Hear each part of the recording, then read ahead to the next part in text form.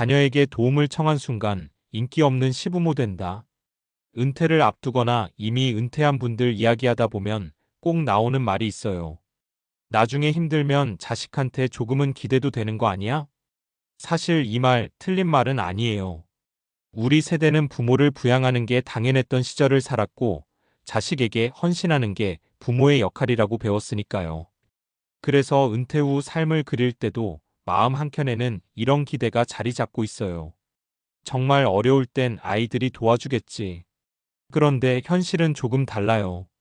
막상 자녀에게 도움을 청하는 순간 그때부터 미묘한 균열이 생기기 시작합니다. 특히 며느리나 사위가 있는 경우라면 어느새 부담스러운 시부모라는 이미지가 씌워지기 쉽죠. 본인은 절박해서 손을 내민 건데 자녀 입장에서는 삶의 균형이 흔들리는 일이 되어버리거든요. 은퇴 준비라는 게 단순히 돈만 모아두는 문제가 아니라는 말, 요즘 정말 실감하게 됩니다. 관계까지 포함해서 준비하지 않으면 노후는 생각보다 훨씬 외롭고 불편해질 수 있어요. 은퇴 후 가장 큰 변수는 돈보다 자녀와의 거리. 은퇴 이후 삶을 좌우하는 요소를 물으면 다들 연금, 저축, 건강 이야기를 먼저 하죠. 물론 중요해요. 그런데 실제로 은퇴자들을 오래 지켜보면 삶의 만족도를 가장 크게 흔드는 건 자녀와의 관계예요. 특히 문제가 되는 순간이 언제냐면 생활비가 부족할 때, 병원비가 부담될 때, 혼자 해결하기 벅찬 일이 생겼을 때, 이럴 때 자녀에게 도움을 요청하게 되죠. 그런데 이게 한두 번은 괜찮아도 반복되면 상황이 달라져요. 자녀는 점점 부모 부양자의 역할을 떠안게 되고 그 부담은 배우자에게 고스란히 전가됩니다. 그 순간부터 시부모는 정이 아니라 관리 대상이 되기 시작해요. 살에 잠깐만 도와달라던 생활비 요청. 씨는 65세에 은퇴했어요. 퇴직금도 있었고 국민연금도 받으니 크게 문제 없을 거라 생각했죠. 그런데 막상 은퇴하고 보니 생각보다 지출이 많았어요. 병원비, 보험료, 경조사비까지 겹치니 매달 빠듯해지더랍니다. 처음엔 아들에게 이렇게 말했대요. 이번 달만 조금 보태줄 수 있겠니? 아들은 별말 없이 돈을 보냈고 씨는 안도했죠. 그런데 문제는 그 다음이었어요. 한 번, 두 번, 세 번 어느새 이번 달만이 습관이 됐고 며느리는 그걸 다 알고 있었죠. 겉으로는 아무 말 안 했지만 명절 때부터 태도가 달라졌다고 해요. 말수는 줄고 방문 횟수는 눈에 띄게 줄었죠. 씨는 뒤늦게 느꼈대요. 아, 내가 도움을 청한 순간부터 우리는 불편한 존재가 되었구나. 살해 손주 돌봄이 당연한 의무가 된 경우 B씨 부부는 경제적으로는 비교적 안정적이었어요. 문제는 체력이었죠. 은퇴 후 시간이 많으니 손주를 봐주는 게 당연하다고 생각했대요. 처음엔 기쁘게 시작했어요. 그런데 점점 강도가 세졌죠. 이번 주말도 부탁드려요. 평일에 어린이집 하원 좀요. 어느 순간부터는 부탁이 아니라 전제 조건이 됐어요. B씨가 힘들다고 말하자 며느리는 이렇게 반응했답니다. 그럼 저희는 어떻게 하죠? 그 말 한마디에 관계가 확 식어버렸대요. 도와주던 입장에서 거절하는 순간 이기적인 시부모가 되어버린 거죠. 은퇴 후 시간을 어떻게 쓸지에 대한 합의 없이 시작한 도움이 결국 관계를 망가뜨린 셈이에요. 살해 병원비 지원 요청 후 달라진 호칭. C씨는 큰 병을 앓으면서 목돈이 필요했어요. 본인 자산을 다 쓰고 나니 부족해서 자녀들에게 도움을 요청했죠. 자녀들은 돈을 모아 도와줬어요. 문제는 그 이후였어요. 전화할 때마다 이런 말이 나왔대요. 아버지, 또 어디 아프세요? 이번엔 얼마나 드나요? 걱정이 섞인 말이었겠지만 C씨는 점점 전화하는 것 자체가 부담이 됐다고 해요. 예전엔 그냥 안부였던 연락이 이제는 비용 점검처럼 느껴졌대요. 도움을 받은 순간부터 관계의 성격이 바뀌어 버린 거죠. 왜 이런 일이 생길까? 요즘 자녀 세대는 자기 삶을 꾸리기도 벅찹니다. 주거비, 교육비, 노후 준비까지 스스로 책임져야 하죠. 그런 상황에서 부모의 도움 요청은 정서적 부담, 경제적 부담으로 동시에 다가와요. 부모는 가족인데 이 정도는이라고 생각하지만 자녀의 배우자 입장에서는 전혀 다르게 느껴집니다. 언제까지 도와야 하나? 기준은 어디까지인가? 이게 반복되면 어떻게 하나?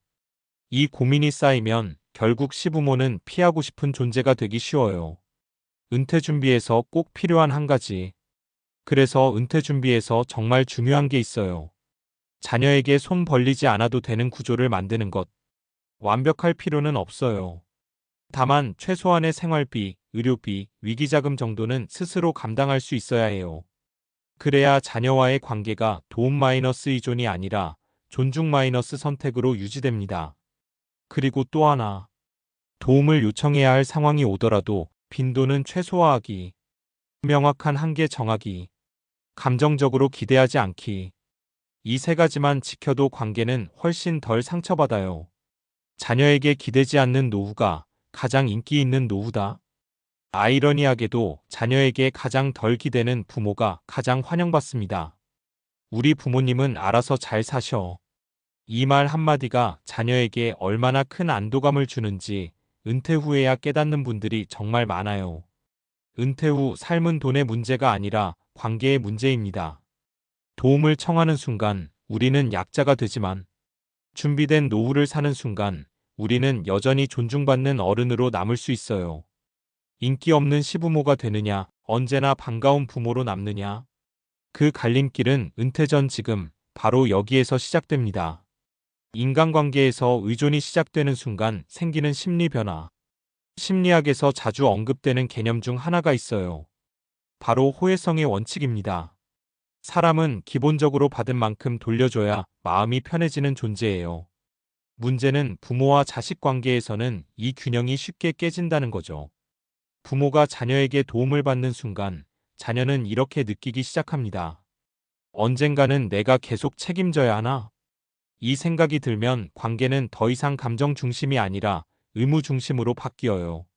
사회심리학 연구에 따르면 자발적인 도움은 친밀감을 높이지만 반복되는 의존은 관계 만족도를 급격히 떨어뜨린다. 는 결과가 반복적으로 확인됩니다. 부모 입장에서는 미안하지만 어쩔 수 없는 상황이지만 자녀 입장에서는 선택권 없는 부담이 되는 순간이 오는 거죠. 노후 의존이 자녀의 삶에 미치는 실제 영향. 이건 감정의 문제가 아니라 현실적인 구조 문제이기도 해요. 통계적으로 보면 현재 4050대 자녀 세대는 자기 부모 부양 가능성, 자기 노후 준비, 자녀 교육비, 이 세 가지를 동시에 짊어지는 샌드위치 세대입니다. 경제학적으로 이를 이중 부담 더블 버던이라고 부르는데 이 상태가 지속되면 스트레스 호르몬인 코르티솔 수치가 높아지고 우울감, 분노 조절 문제, 부부 갈등 확률까지 함께 올라간다는 연구 결과가 있어요. 그러니까 부모의 노후 의존은 돈 몇 푼의 문제가 아니라 자녀의 정신 건강과 가정 안정성에 직접적인 영향을 미치는 요소가 됩니다. 이 지점에서 며느리 사위의 거부감은 감정이 아니라 방어 반응에 가까워요. 왜 우리는 부모를 모시고 살았는데 라는 논리가 통하지 않을까? 많은 분들이 이렇게 말하세요. 우리 때는 다 부모 모시고 살았어. 맞아요. 그런데 그 시절과 지금은 전제가 완전히 달라요. 과거에는 한 집에서 여러 세대가 함께 살았고, 주거비 부담이 상대적으로 낮았고, 한 사람이 벌어도 가정이 유지됐죠. 지금은 어떻죠? 부모를 부양한다는 건 공간, 시간, 돈, 감정, 노동을 모두 분리해서 추가로 감당해야 하는 구조예요. 사회학에서는 이를 개인화된 가족 구조라고 설명합니다. 즉, 가족은 여전히 중요하지만 책임은 더 이상 자동으로 이전되지 않는다는 거죠. 이 변화에 적응하지 못하면 부모는 옛날 기준으로 요구하는 사람이 되고 자녀는 냉정한 사람이 되어버립니다.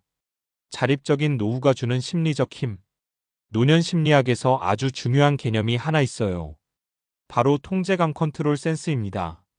사람은 나이가 들수록 스스로 선택할 수 있는 영역, 결정권을 유지할수록 삶의 만족도와 우울 저항력이 높아집니다. 자녀에게 의존하는 순간 생활 리듬, 지출 결정, 병원 선택까지도 타인의 눈치를 보게 돼요. 반대로 금액이 크지 않더라도 이 정도는 내가 해결할 수 있다는 감각을 가진 노인은 신체 기능 저하 속도도 더 느리다는 연구 결과가 있습니다. 즉, 경제적 자립은 곧 심리적 면역력이에요. 그래서 은퇴 준비의 핵심은 이것이다. 정리해보면 은퇴 준비에서 가장 중요한 건 자녀에게 절대 도움받지 않겠다는 선언이 아닙니다. 필요할 때 도움을 요청할 수는 있지만 기본 구조는 스스로 유지 가능해야 하고 도움을 받아도 관계의 주도권은 잃지 않는 상태. 이 균형이 핵심이에요. 그걸 가능하게 만드는 건 연금의 크기보다 자산의 규모보다 의존하지 않겠다는 태도와 설계입니다. 노후는 사랑받기 위해 애쓰는 시기가 아니다. 노후의 가장 위험한 감정은 외로움이 아니라 눈치입니다. 자녀의 표정을 살피고 전화 한 통도 망설이고 도움받은 게 마음에 걸려 하고 싶은 말도 삼키게 되는 삶. 그건 오래 살기엔 너무 피곤한 노후예요. 아이러니하지만 자녀에게 가장 편한 부모는 가장 독립적인 부모입니다.